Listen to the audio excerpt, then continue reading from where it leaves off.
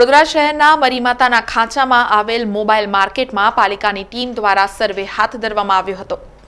વડોદરા શહેરના રાજમહેલ રોડ પર મરીમાતાના ખાંચામાં આવેલ મોબાઈલ માર્કેટમાં આજે વડોદરા મહાનગરપાલિકાની ટીમ દ્વારા સર્વે હાથ ધરવામાં આવ્યો હતો। વેપારીઓ દ્વારા પ્રોફેશનલ ટેક્સનું સર્ટિફિકેટ લેવામાં આવ્યું છે કે નહીં અને તેનો ટેક્સ જમા કરાવવામાં આવે છે કે નહીં, સાથે નવા ગુમાસ્તા ધારાનું રજીસ્ટ્રેશન કરાયું છે કે નહીં તેની માહિતી મેળવવા માટે આ સર્વે હાથ ધરાયો હતો। મોટાભાગના વેપારીઓ પાસે આ રજીસ્ટ્રેશન ન હોવાનું જણાઈ આવતા તેમને વોર્ડ ઓફિસમાં આવીને રજીસ્ટ્રેશન કરાવી જવા માટેનું સૂચન કરવામાં આવ્યું હતું। આજના સર્વે અંગે ઇલેક્શન વોર્ડ નંબર 13ના પ્રોફેશનલ ટેક્સના ક્લાર્ક અનિલ રાણાએ વધુ વિગત આપી હતી। મરીમાતાના ખાંચાની અંદર અમે વોર્ડ ઓફિસર સાહેબશ્રીનું સૂચનના આધારે અમને અહીંયા સર્વે માટે મોકલ્યા છે।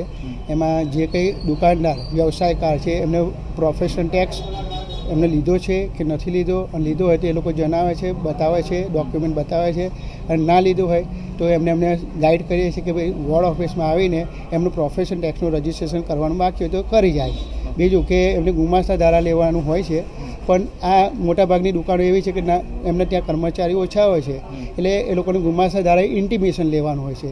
એમને ઘણા લોકોએ નથી લીધો, અડધા લોકો જૂના છે, જૂનું ગુજરાતીમાં જૂના બોમ્બે એક્ટ પ્રમાણેનું હતું ને ગુમાસ્તા ધારા, એમના પ્રમાણેનું એમની પાસે મૂક્યા હોય। એ લોકોને ખબર ઘણાને નહીં હોતી, લગભગ એમને તો એવું છે કે ગુમાસ્તા ધારા નીકળી ગયું, બરાબર છે, ગુમાસ્તા ધારા નીકળી ગયું એ 10 માણસથી ઓછા હોય એમ લોકો માટે નીકળી ગયું હશે, પણ તેમ છતાં કોર્પોરેશનની સંસ્થાને તો જે તે દુકાન વ્યવસાયકારે જાણ તો કરવી પડે કે અમે આ વ્યવસાય કરીએ છીએ, એવું હોય છે। તો આજે કેટલી દુકાનોમાં ચેકિંગ કર્યું? અમે અત્યારે સુધીમાં કલાક 1.5 કલાકથી ફિલ્ડમાં છે, એટલે અત્યારે અમે મારા દરેક દુકાન પર મને ટાઈમ લાગે છે, કેમ સમજાવવાનું હોય છે, આ છે બરાબર, 10 મિનિટ લાગતી હોય છે। અત્યાર સુધી મારે ત્યાં 12 એકાઉન્ટ સર્વે કર્યા છે, હજુ આ કામગીરી હજુ ચાલુ છે। સર, શું રેશિયો લાગે છે કે કેટલા % દુકાનો પાસે લાયસન્સ નહીં હોય? શું માનો છો? આ 12 દુકાનોનું તમે તારણ કાઢ્યું તો શું લાગે છે કે અત્યારે 10-15 દુકાનમાં લોકો ઘણાએ લીધું જ છે?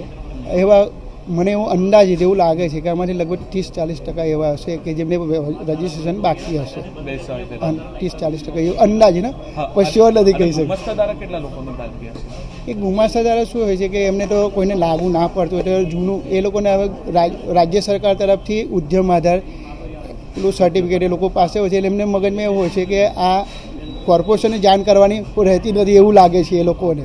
પણ અમારું એવું માનવું છે કે એ લોકો પણ અમારી સંસ્થાને, કોર્પોરેશનની સંસ્થાને પણ એ લોકો જાણ કરે કે અમે આ વ્યવસાય કરીએ છીએ, અમે એમને રિસિપ્ટ આપીએ, તમે અહીંયા જાણકારી તો મેળવવી પડશે ને સંસ્થાને કે આટલા સંસ્થા નોંધાયેલા છે એમ।